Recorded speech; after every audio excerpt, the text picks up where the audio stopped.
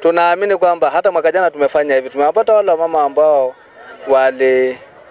walikuja kushiriki kwenye zoezi hili na walipigwa kinyesi na wale vijana.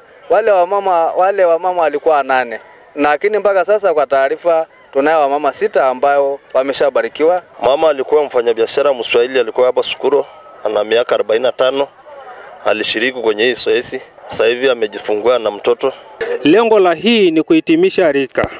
Kwa miaka yote endelevu za Wamasai hawajapoteza hii mila ya kuwasubirisha vijana wakue ndivyo waende jandoni. Hii kinachofanyika ni historia ya toka kwa mababu na bado tunaendeleza. Ni jeshi letu la kimila kwa maana ya kutegemewa na jamii nzima kama vijana ambaye tunategemea kiuchumi, kimaendeleo pamoja na kuweka maadili nchi hii.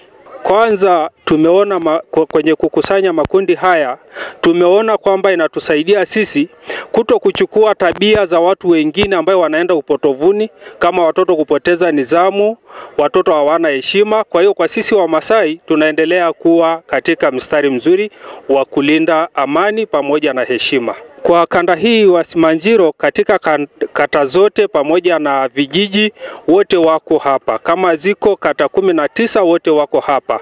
Na imekusanya watu mbalimbali ikiwepo hawa vijana pamoja na wasindikizaji na watu ambao wamechaguliwa na jamii kama viongozi wa vijana hawa. Kwa huko nyuma yameshafanyika mawili na kwa sasa yamefanyika mawili. Kama Engepara pamoja Wasadara. Wakishatoka hapa wanaenda jandoni, kitakachoendelea ni kutengeneza jeshi letu la heshima. Kwa rai yangu kwa vijana na jamii nzima ni kutunza vijana na kuwaelekeza maadili mema, waepuke kuchukua tabia za makabila zinazopotea kwa sababu jamii yako ndio heshima yako. Kwa jinsi tunavyofanya utaratibu wa kudumisha mila hii, pia kuna imani inapitia hapo kupitia labda kwa sababu hii swala ni kama maombi fulani, yani kama baraka inapitia.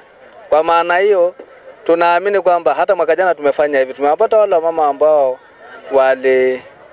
walikuja kushiriki kwenye zoezi hili na walipigwa kinyesi na wale vijana. Wale wamama walikuwa 8. Lakini mpaka sasa kwa taarifa tunayo wamama 6 ambao wameshabarikiwa, kwa sasa wana watoto. Kwa maana hiyo sasa tunaamini pia kwamba hata hawa ambao wamekuja kwa imani waweke imani kwamba watapata, na ndio maana wamekuja kutokana na utaratibu au na tamaduni ya Kimasai kwamba hii kitu inavyofanya tunafanya kiimani kabisa kutoka moyoni, na ni vitu ambao tumekuta tunarisi na sisi tunaachia hawa vijana Megoliki, tunawaachia na wenyewe watafanya tu taratibu kama huu, na itasaidia sehemu fulani pia katika jamii yetu, na sio jamii yetu tu, mtu yoyote mwenye imani, iwe Mswahili, kwa sababu hata kipindi kile kwenye ile tuliyofanya kule Sukuro alikuwepo kuna mama ambao ni wa Kiswahili wawili. Mimi natoa wito kwamba niwaombe Wamasai kwa ujumla, kwa sababu nadhani Wamasai Afrika nzima wapo, kila nchi wapo katika Afrika. Nasema tu kwamba niwasi Wamasai kwamba washike mila, ili kwa sababu mila inasaidia sehemu fulani. Kadiri tunavyowalea watoto katika msingi, na sisi tunavyoelekea kuwa wazee, wale wanakuja kutengeneza na wenyewe vitu ambayo itawajenga wao, na kutambuana kwa umri na heshima pia itajenga sehemu kubwa sana. Kwa hiyo niwasihi kwamba warudi washike mila, kwa sababu mila inasaidia na inajenga sehemu fulani ya heshima. Crown Media.